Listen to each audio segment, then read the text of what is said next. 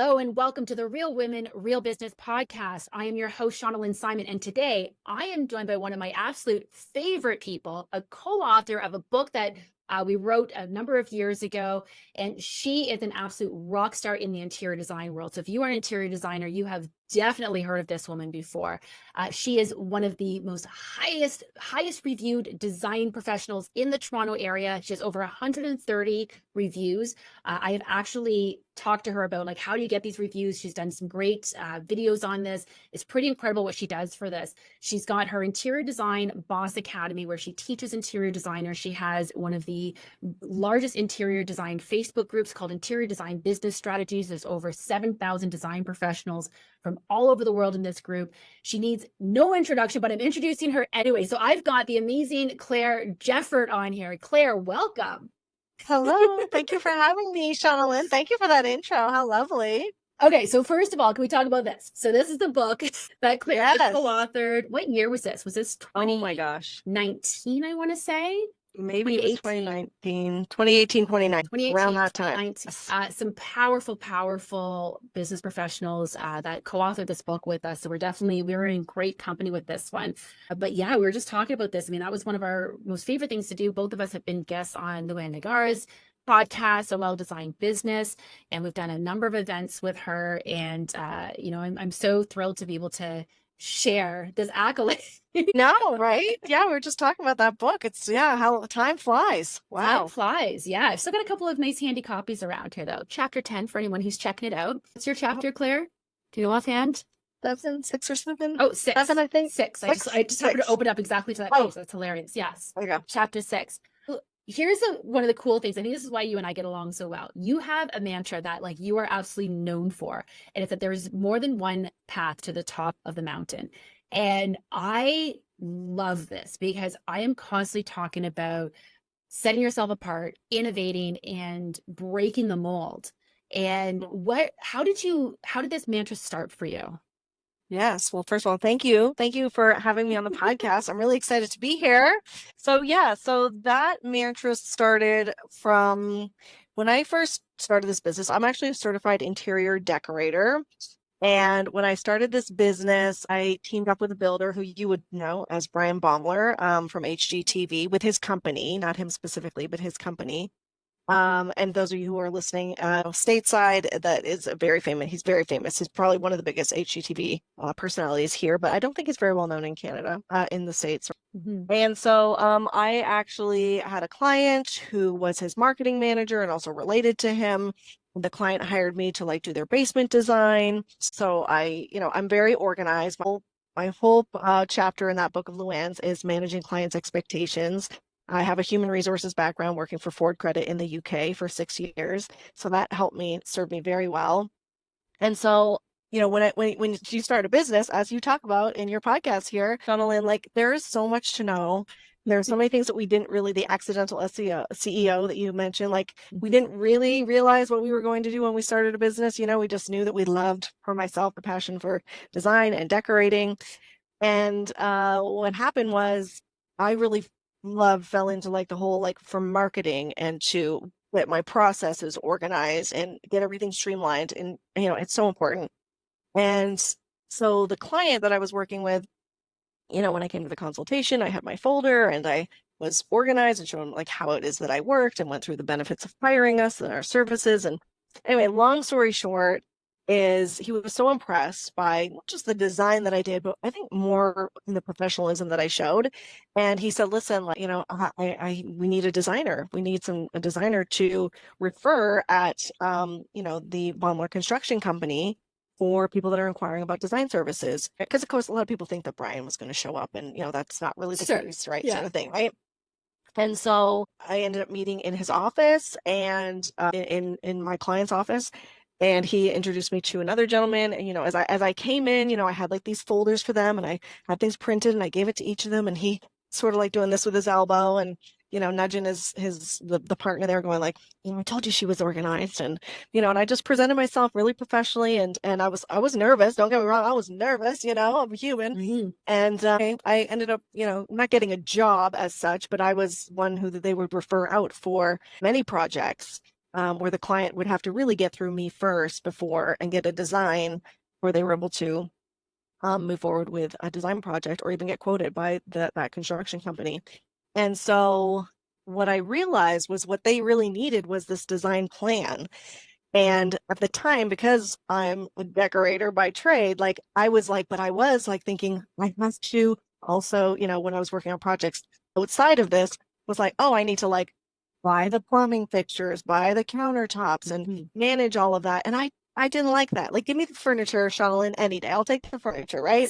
But all of the hard renovation stuff, I was like not loving that. But I was with other friends in the industry, and they were like, you can't not manage a project. You'll never get a portfolio. You'll leave so much money on the table. And so I thought that was sort of just the way. So when this sort of, came across my table, lap, whatever you want to say, they really needed the design. And they said, listen, like, if you want to help the client afterwards and picking the finishes as well, then that's great. You could do that. They just needed like a design, like I call it a concept only design plan. And so they said, we're more than happy for the client to continue working with you. We just ask that, if you have certain suppliers that you go to or you use our suppliers, which happen to be the same because, we're in Burlington and there's only a select few that we really were using at the time. And they said, if you want to leave everything on file, you get paid for your time. We'll order everything. Honestly, this was like a match made in heaven for me. Yeah. This was like so awesome. I was getting my feet in the door. I was getting constant referrals. And a lot of these clients were transitioning into a designer for a day or a designer by your side service, or even a full custom renovation, decorating project client after this. And I just was like, I'm making this work. And this is the way that I started doing the service. And because I just did not like managing renovations. Well, a lot of designers couldn't get their head around how do you not manage the project? How do you not get all these calls from clients afterwards or from the trades? And, again, you have to be very specific with your deliverables. What is it that you're offering? What is it in the service that you're providing? Show them examples. And be very clear, and then go, oh yeah, I can help you in other ways past this stage. And here's what that looks like. And so there became there's more than one path to the top of the mountain, because it really is not. And I literally just did a workshop on this, last month actually. And we had a great sign up. It was sold out. So many people were really curious about how do I offer this service, because no one really likes managing renovation projects. I literally know like a handful of designers. Other than that, we want to do we want to do what we love. Yeah. A lot of the business is not what we love, right? Yeah. We have to do stuff we don't love. So I figured it out. And it's funny when you're talking about managing the expectations. One of the conversations that Luann and I had when she was on the show was we were talking about, she's like, man, like, and I'm paraphrasing here. If you want to check out exactly what she said, go to episode 8. But basically what she was saying was, she says, I have so much respect for what you designers do, because you have to take this incredibly complicated process and sum it up in a way that's easy for the clients to understand, provide enough information for them to understand it, but not so much that you overwhelm them in all the nitty-gritty details. And it's such a fine line that we're sort of balancing on to figure that out. How do you manage that part of it in terms of like, because I couldn't help get stuck on that where you're like, you got to really manage the expectations. And I know you did an entire class on this. And so obviously in 5 minutes or less, can you sum it up? But it's just, but like what's sort of the biggest key to being able to ensure that your clients really understand exactly what they're going to get? Yeah. So, I mean, going back to the managing the expectations, I mean, we use 3D visuals for our clients. We use mood boards or concept boards. Our presentation is thorough in terms of like having like a scope of work outline that we include, which by the way, you create a template. A lot of the stuff is the same. So a lot of the stuff, so we highlight anything like that's in the scope of work, that whole list. We have like a main points, and they're all in red. And then when we go into the new presentation, as things, as we're like, yeah, we are redoing the HVAC in here, or yes, we are going to need to remove a wall here, or then we make those in black print, right? And then anything that's not applicable, we just delete, right? And then we add in, and then of course there's always new stuff to add in, because no two projects are ever the same. And it's just being super, having on your plans, like, this is not to scale. So letting people know, like, you need to get this, like, this plan is not permit ready. Also, our plans are not permit ready. It's really a visual. We call them conceptual floor plans. Yeah, it's conceptual, and it's so helpful. Like the amount of clients that will review us and even say, we would never start a design project again without working with Jefford Inc. because, with the experience of like understanding what everything was going to look like and what we needed to do and how we could communicate then that with our contractor. And we did the concept design. We didn't even specify a countertop for some of these people or, Right. which way that the backsplash was going, because that's an additional fee. Like, so it depends what you want to price your services out at, but always just be aware of, letting clients know. We use these words all the time. We use words like concept boards or 3D design or, subway tile or stack it or run it this way or Right. that's lingo No that idea. not no idea, right? And so, it's just having those conversations and just being super clear and then letting them know like where the boundary is. And then, oh, I can definitely help you further. And so that's another thing we put in our presentation, right, Sure. Shauna Lynn, we have at the end is like, how can we help you further? And then we list out, here's some other services that we offer. And we have them tiered. So it can be the designer for a day is obviously 1 day package, right? The designer by your side starts at 20 hours. And then the custom decorating is, well, I say you're married to me at that point, Right. we're taking the whole thing. So it's also nice to offer those different tiers. Again, depending on how you want to run your business and clients that you want to attract. Yeah. And you know what? I'm all about expectations. It's one of the biggest things that, I always say I deal a lot with, of course, staging businesses. And one of the big things when it comes to home stagers is often like there's a lot of nuances to our contract. I think as stagers, we rely heavily on our contract. As designers, yes, that contract is there, it's in place, but seldom is it really coming up throughout the process of like having to refer back to like, well, this was in the contract. I mean, don't get me wrong, there are instances of it, but in staging, there's so many little things of like the house has to be stage ready on staging day, it has to be cleaned. You're not allowed to move things after I put the items in there. No, you will not get a chance to see what the items are before I bring them in. Like there's all these different things that are outlined in the contract. And it's really easy to constantly be like, well, the contract says this, so they should just know. And people, and so stagers are getting upset because clients have quote unquote breached the contract by doing things. Well, if you're managing the expectations, and so yes, it's in the contract, but how else can you manage the expectations outside of that contract? And that's exactly what you're talking about is, yes, our contracts are there to outline the specifics, the scope of work, protect ourselves, of course, and set some of the expectations. It's sort of like, you have that conversation with someone one time and you expect them to remember 60 different details to it. How many times can you reiterate, like, well, I told them I could help them beyond that. So if they didn't call me, then they must not needed my help. Well, did you put it into your presentation? Did you do a follow-up email? Did you talk about all these different things? Like we're constantly leaving money on the table because we're waiting for them. We had in our design company fairly recently, we had a client, we'd emailed them a couple of times. They were super interested. We emailed them a couple of times. And my assistant says, well, I didn't hear back. So I didn't want to keep bugging them over email. So, well, did you call? Well, no. I'm like, okay, we'll give them a call. She called. Sure enough, we had gone to their junk email.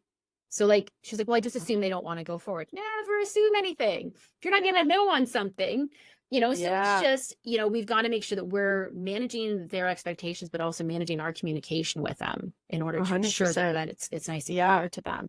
Can I say, Yeah, of course. you Yeah. bring up a good point too, and I'm a real stickler for this, and I know not every designer is, and again, you do you. That's my other little mantra, you do you. But I review the contract in person. It's just something I say to designers, you should be reviewing it in person. I'm just real stickler for that because I feel like instead of making it something that feels scary, like see it as an opportunity to have a conversation. And you can also pick up on clients, like when you're face to face with someone, right? I mean, if someone's listening to the podcast, I can tell right now that we're smiling, right? We're talking. But there's certain things that like if you're not face to face with someone, you can't pick up on some little things that might just give you an indicator of like, oh, actually, this may be a problem later, or if they're like super open to everything. And I don't know, I'm a big client that you should be reviewing those in person and just seeing it as an opportunity rather than seeing it scary. And I think clients really appreciate you more for it, and Right. the other thing I said, like, there's so much we could just unwrap in everything that you just said there for sure. But also like the other thing is sometimes when clients, when we like later on, if they're confused or they're asking a lot of questions and that's fine. That's normal. I mean, of course we're doing so many different things, but I think the other thing is also like making sure that you're charging appropriately, because we get clients now that just trust us. Like they are not really interested in being involved in the process. So far, and that depends on, that's when I decide which, I call it buckets, but I never say that to clients, but which service they're going into. One of the most important questions I ask on the discovery call, obviously, what's your investment amount? But also, How much involvement do you want to have in the project? And then you need to listen. What's the answer to that question? Because a lot of times I find that designers, stagers, or any entrepreneur really, like you'll get yourself into hot water when you push someone into something that they don't really want to do, right? Right. And there could be ways of either putting them into a different service or having them offering that different service.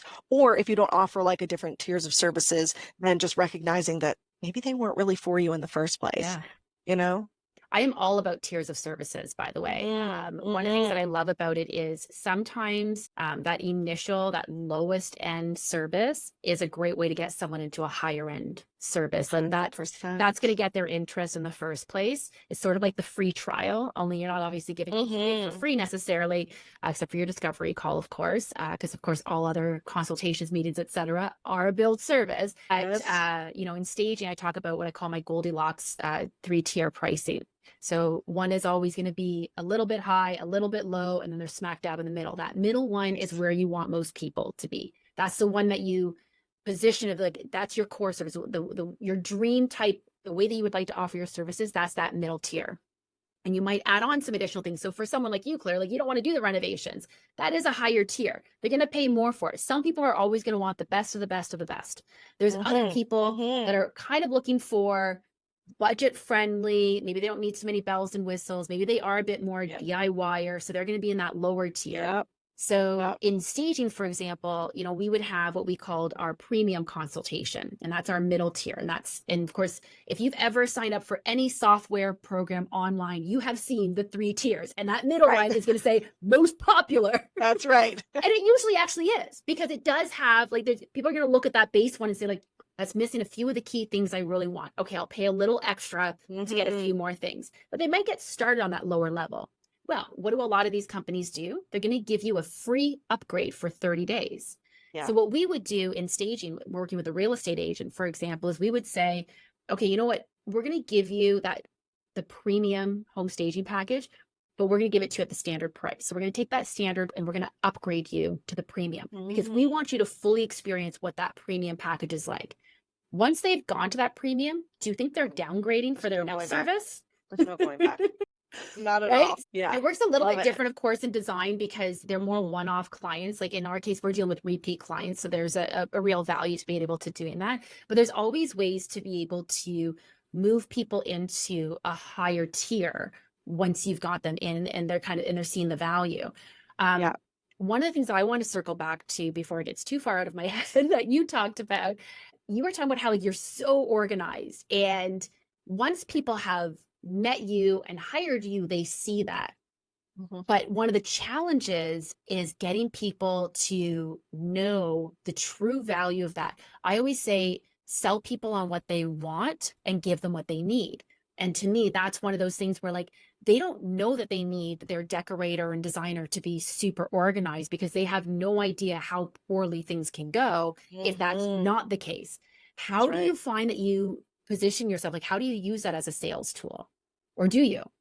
Yeah, so we have we have a welcome pack, and in the welcome pack we have 5 points. I should go pull it up. But one of the things that we say is making time. Like, we basically go through, we hit on the pain points, right? Like, we talk about here's what we do. We make time for what matters. Like, we do this, every single day. What does your time mean to you?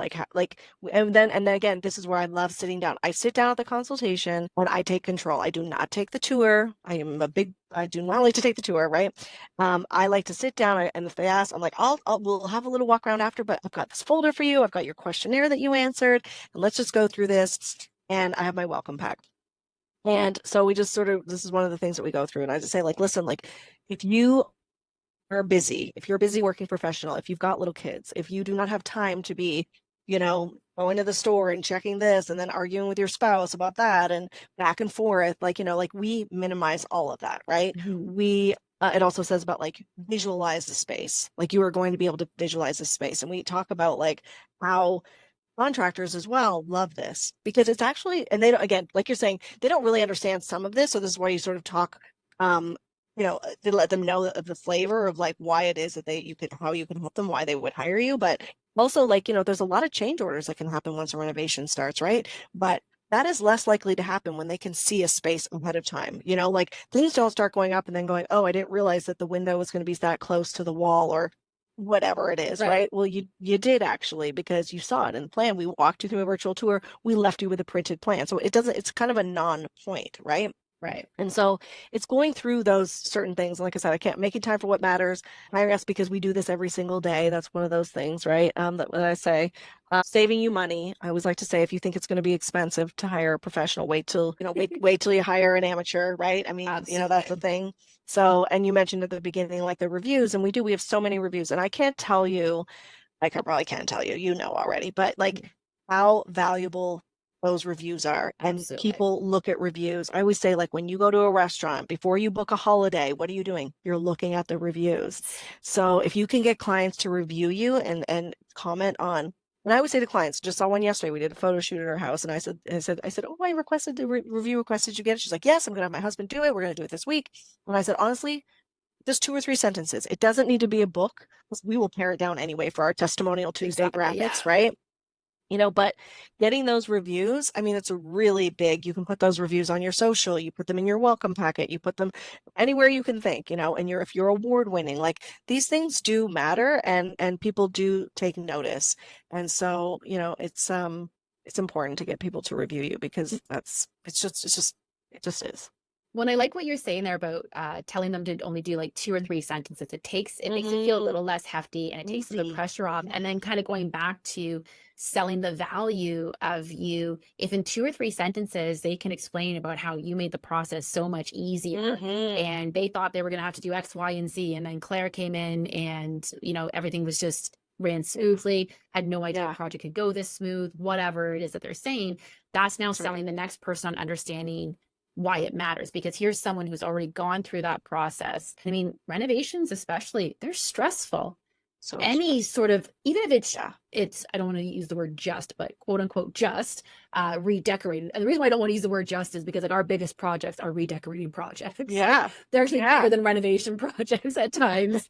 And so it's not necessarily a small project. And I mean, there's so many different moving parts. We have one of our projects right now, despite all of our measuring, we cannot get the dresser into the bedroom. It's in a condo on the 10th floor. So guess which one Oh, I in? feel you. We're gonna go in from the outside in. Geez. Yeah, yeah, yeah. These are things that like we did all of our due Yeah. diligence, Yeah. and sometimes it's just a matter when they manufactured it, it's a half an inch off, and now all of a sudden Mm-hmm. completely Mm-hmm. screws up our plans. So it just kind of goes to show like there's all these different moving parts to things that even with the best of planning, things don't always Yes. go That's exactly right. as they should. But we are well equipped to troubleshoot it. Yeah. Because we do this, as you said, all day, every day, we are well equipped to Yes. troubleshoot it. And so Yes. that's a big part of like those reviews can really help people to see the value. Like we just rebranded our design company less than a year ago. So we're now trying to like go back to all of our past clients. We're like, here's the link, here's the review that we need. Yeah. And if they've given us a previous review, we just literally copy and paste it into the email. Like, Same. here you go. Can Yeah. you just copy and paste this Yes. in? 100%. That's what we do. We say it's super easy. Here's what you do. Because there's 2 steps. Here's your previous. We've done that because I wanted to get people off of like people who reviewed me on House because that's where I have like the most reviews. I stopped at Right. 100 and then said let's move over to Google. And then yeah, trying to get people to review you back over there because people are busy, right? And they don't always Absolutely. have time to do stuff like that. But yeah, so the reviews are huge, and then also email list has also been huge. So like you said, Yeah. if someone wants baby steps right now, if someone wants like that first tier of service and they're not quite ready. Maybe they haven't worked with a designer or a stager or Yeah. whatever service it is, that one of your listeners offer. And start with something small. Then you're gonna knock their socks off. They're gonna see how you work. They're gonna be like, wow, he or she is amazing. And you know what? And then you stay on their email list. We've had clients, we just had a client going back to the GTV builder that I worked for. I mean, that was back in, I started my business in 2011. That was in 2012. There was a client that I worked with back then, and they've been on my email list this whole time. They actually reached out 2 years ago. I did their basement all those years back in 2012, their basement design. They never hired me on past that, but a gentleman, he has been on my email list this whole time. So he hired me back. We did the main floor design 2 years ago. Like the Amazing. number of repeat clients that we've had, and the email list doesn't have to be huge, first of all, but we just put our best clients on there, but also the emails you send don't need to be long. In fact, they shouldn't be, because we don't want long We're emails. busy. That might just be like, hey, like this week we'll probably someone else saying like, hey, we just did a photo shoot. Like, here's a behind the scenes of a few shots we've got. Like, we did this main floor, and sometimes it's not even a call to action. It's not even like a need some work, like call me. Like sometimes it is, sometimes it's like, hey, you're renovating, let us know. But a lot of times it's just like, hey, we thought you'd like this. Or with the Benjamin Moore color of the year, it's just been announced and this is what it is. And here's a link to their website. Like you don't have to, it doesn't have to be rocket science. They just have to know that you're top of mind. You're the one who's giving them some good, helpful information every now and again. And I think and I will tell you that a lot of designers and home stagers and entrepreneurs in general do not have an email list. They're not actively doing anything to build an email list, and they feel it's overwhelming, which it totally can be on top of everything else you have to do. But it can also be super, super simple if you just keep it simple, but always give value. Yeah, I think, and you're absolutely right. Always give value. Yeah, we try not to overly spam our design clients on that email list for sure. But like you said, just staying top of mind, because one of these times you're going to hit them when they actually need you. And if you're not hitting them when they need you, how are they thinking about you? How do they come to you? And when I say that, it doesn't necessarily mean they're going to hire another designer. Well, they know me, they've worked with me, they won't hire another designer. No, but maybe they won't even think to hire a designer unless you're kind of highlighting some of the things that you do. Yeah. And I also recommend, when you're talking about the things that you do, like you said, like talking about like, hey, here's this project I did, digging into this was the problem, this is how I solved it. Just gonna say that. Look, we're on the same page. Yeah, what problem did you solve? That's exactly. Right. Not just look at these pretty pictures. Pretty pictures don't do it. It's more like, because they're going to say like, oh, we need storage solutions. Like we had a client recently where we did massive amounts of millwork, and we love doing millwork. Doing custom millwork is one of our favorite things to do. Yes. And so like, just give us, let us just dive into all of this. But we utilize every inch of space in this place. So if someone's got those places where they're like, oh, it's really unique and I don't really know what we can do. Of course you don't. We do. Bring us in, and we're going to come up with some ideas that you didn't even think of. I always say to my designers, if we just present to them what they asked us to do without any like, oh, I thought of these 6 other things you didn't think of, then why are they hiring us, right? Yeah. I love that you said that, because I remember someone one time in a Facebook group and says like, oh, I always give clients what they want. And I'm like, we don't.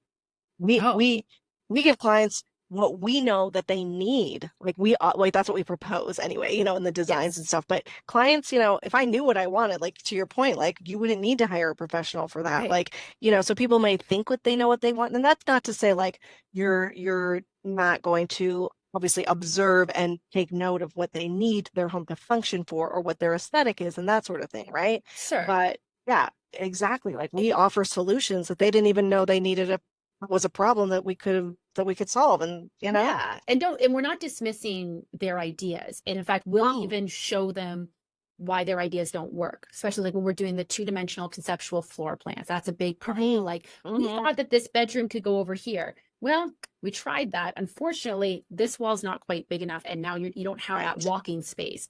So here's an alternative, similar, achieves the results that you're looking for, but better flow. Yes, that is better. Or they wanted a sectional in one room, and we're like, it's not going to be the best layout. And in fact, sectionals, I tell this to clients all the time, sectionals sound like a great idea until you get 6 people over and you think you're going to seat 6 people on a sectional maybe fits 3. Get some individual chairs in there. Yes. Right. As opposed to taking a pause, then you've got some actual seating, because people don't like to sit that close to each other. No, that's true. Well, and it's also not conversational, right? It's also you're right, sitting right there looking at them, and it's like, it's sort of awkward. And I love that. I think that's great. And and that's why they hire you. And like you said before, there's so many things that are like unexpected that can happen on a project, that this is also why, like, you charge a decent fee, because you have to allow for this. I know we're sort of getting off topic, but also I just tell you, because when I do my Widwills, which is my what I did and what I learned, and I say Widwill in my business group, a lot of times, oh my gosh, I just totally lost my track. I just want to sing your jingle. I get it. I totally get it. Sing my jingle. No, I had actually a really good point with that. That's okay. It'll come to me in a minute. That's totally fair. Okay, so And I know we've got a lot of interior designers and home stages that are listening. And so, all of these are very transferable tips though for other businesses beyond that. So we're talking about making sure you're charging for the work that you're doing, setting the expectations, getting those Oh, Google reviews, I remembered. Okay, wonderful. Come on back. Billable hours. That's what I Okay. wanted to, that's okay. So during conversations when I'm coaching with designers, a lot of conversations while we're having, I'm saying like, oh, are you charging for those site visits? Are you charging for phone calls? Are you charging for emails? And a lot of people are not, and they're not even factoring it necessarily into their flat fee. And so this is what I'm going back with saying we are offering a good service and you need to charge Yes. a decent price. And a lot of people are not making the money that they should be making because they're not charging adequately or accordingly. And then a lot of times they feel bad for charging for certain things. And I'm telling you right now, I mean, you love her, I love her, Nicole Heimer, she's my web designer. Guess what? She bills me. I barely look at what she does. I just see the bottom, see what it is, and go, wow, okay, that's what I'm going to pay you. And I know that she saved me a ton of work doing stuff that I could never do myself and that I'm not even interested in doing. And so, you know, it's but sometimes we hesitate. I don't know if it's a woman thing, but I don't know. I'm not sure. Makes sense. Yep. Right? Like we know, so we want to be people pleasers. And so I had a client who it was the second time I worked with them. One of my I have so many favorite clients, but they really are fabulous. And we were doing their principal bedroom, a whole redecorating project. And you know how it goes. Like you're there, we did a scope for it, we did the presentation for it, and then afterwards it was like, you know what? Would love maybe the ensuite, like maybe the same like sort of purple color you're using here. Should we like maybe redo the cabinet here, the medicine cabinet? And I would love a new mirror and Scott, da, da, da, da. Like it was literally a few things. And I was like, you know what? That's fine. We'll throw that in. Yeah. Well, as I started going and I having conversations down with right now we're actually doing a vanity that I thought would be pretty simple because it's between the shower glass and the wall and it's a small space and talking to my cabinet maker and we're having like 8 conversations about this because there's a thing on the floor and you know how it goes, right? Mhm. And I was like, you know what? I went back to my client and I actually emailed her and I said, listen, we're enjoying like when I'm getting on with the bedroom. We're excited how it's progressing.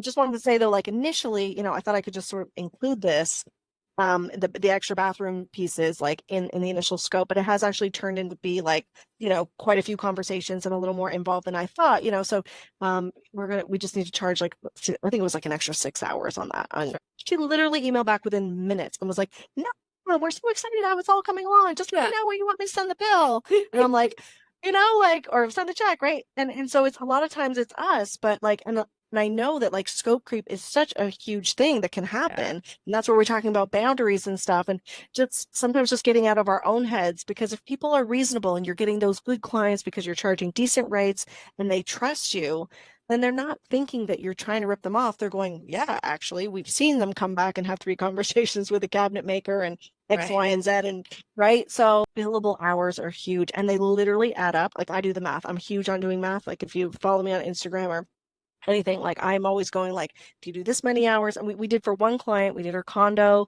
and it was a condo decorating project. There was no kitchen, there was no bathroom, there was no reno, and I counted at the end we had 109 emails, right? And if you're not factoring in for those emails and you just average, like I think I was averaging like in this equation, I was saying like each email was an average of 7 minutes, but of course we know some can be 2 and some can be 20 minutes, right? Yeah. It's literally like thousands of dollars that you're not charging for, but you're working to put the project forward, right? Right.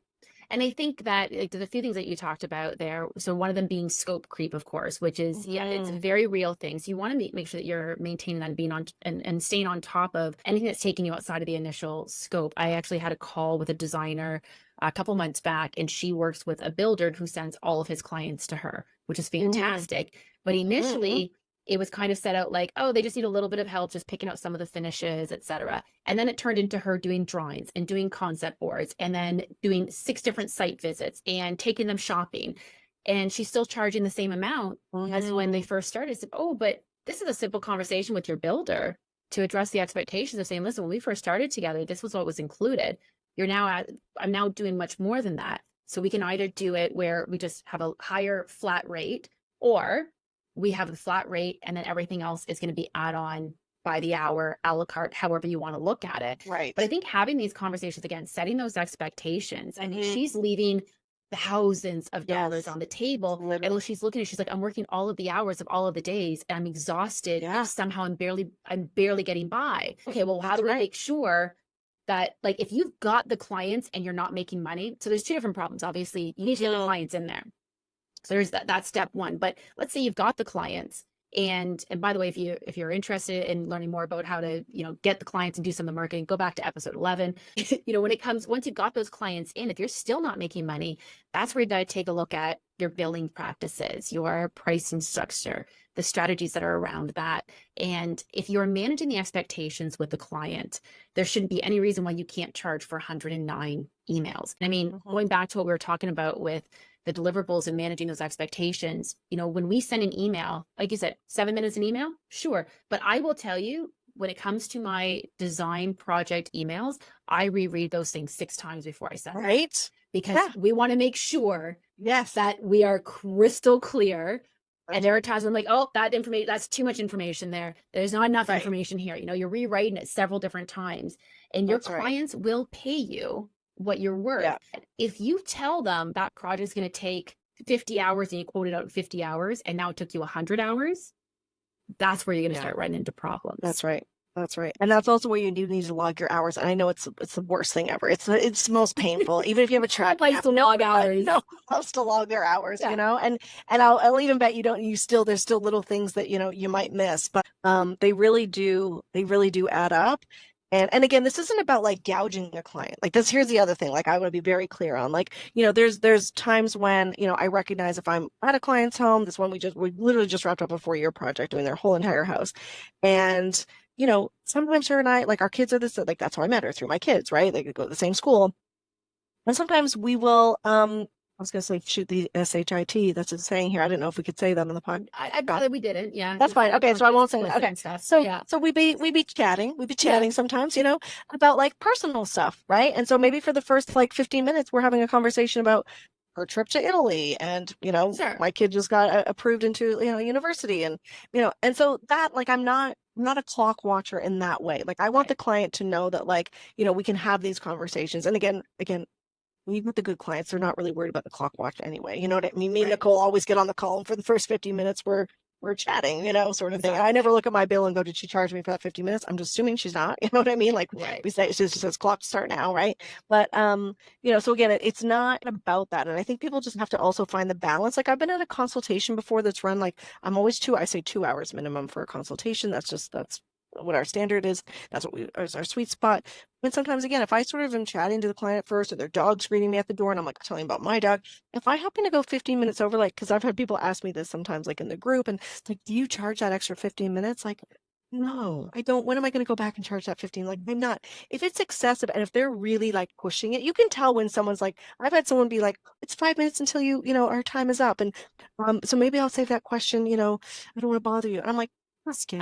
Yeah, exactly. Okay, I'll stay a bit extra. Like, so you can sort of, again, just gauge, like, you're buying some good again, it's also just relationship building, some of that. So again, it's finding a balance, but just knowing that at the end of it, you're not charging for like 10 hours on 4 projects every month that are adding up to literally $100,000 a year that you could have been billing for. And now you don't hire an assistant. Now you don't go on vacation, or go to High Point or something where you could have done, right? So it's a fine balance. It's so true. And I mean, we do need to wrap things up, but in just talking about how, you're not hiring an assistant.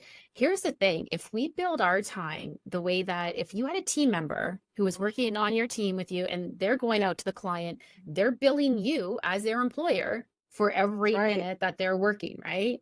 So if we treat it as though you're going to be getting a check, or like you're going to be getting an invoice essentially for all the time that person spent on it. So if it's your time, what is that worth? Like we need to make sure that we're billing for our time the same way that we would with team members. Probably one of the best things I ever did was build a team, because honestly, as I brought team members on, I was like, listen, I got overhead here. I got to pay for all of this stuff. And I think that's one of the challenges, is that, the design clients don't always know. They're like, oh, it's just your time. And, okay, sure. So that time you just mentioned High Point. All right. Well, I went to High Point this That's year, right. and I took these 3 training courses, and my Yep. insurance has to be up to date. I have Right. AutoCAD. I mean, AutoCAD costs me an absolute fortune every month. Right. They have Yeah. no idea. They think that as a decorator or designer, you just show up and your That's overhead right. is nothing. Zero. Yeah, that's right. Zero. And actually, they probably don't even really care. They don't even really care. They don't really think Sure. about it.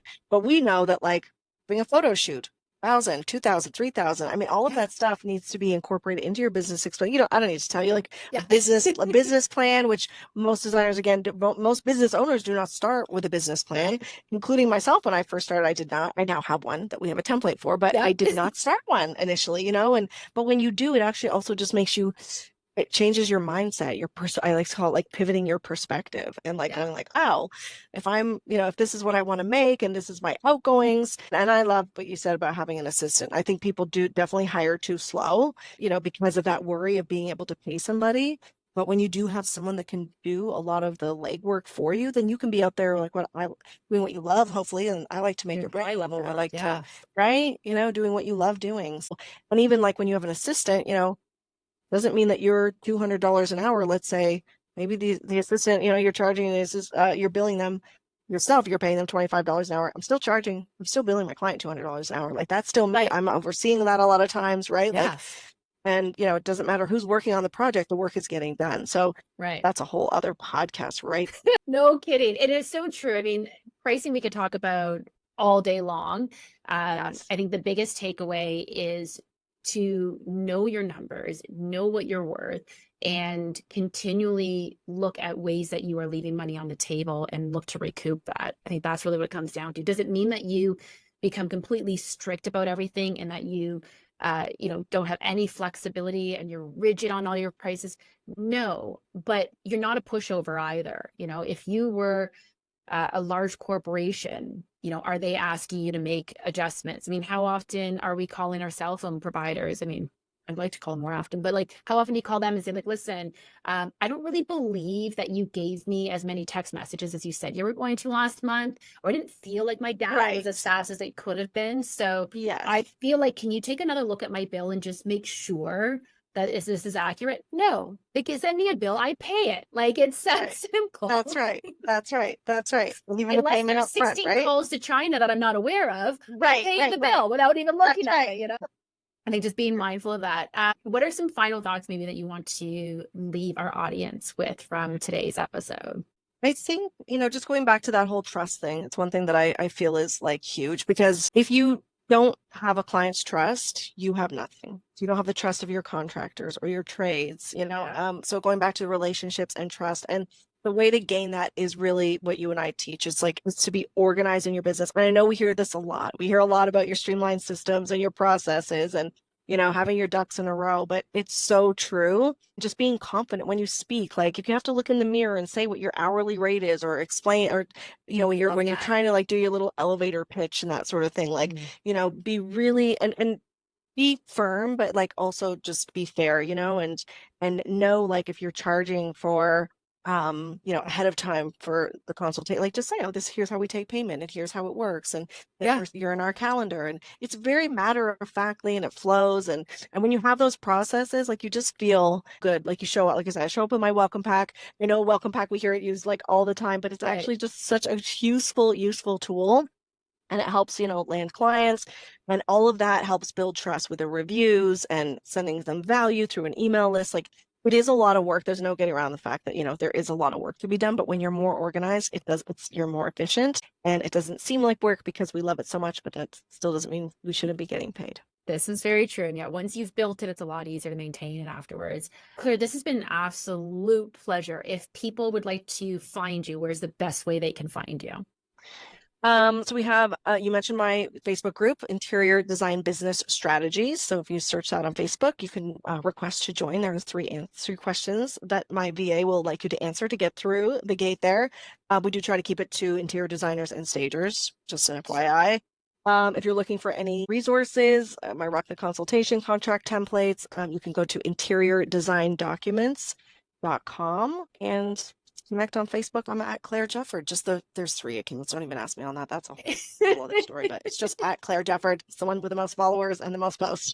Amazing. Well, thank you so much for joining me. And listen, if what we're saying here today resonated with you as you're listening, please share us with someone that you think could also benefit from this. That is your best way to support this podcast. We so appreciate it. And don't forget to subscribe on your favorite podcast platform. Claire, thank you so much for joining me today. It was such a pleasure.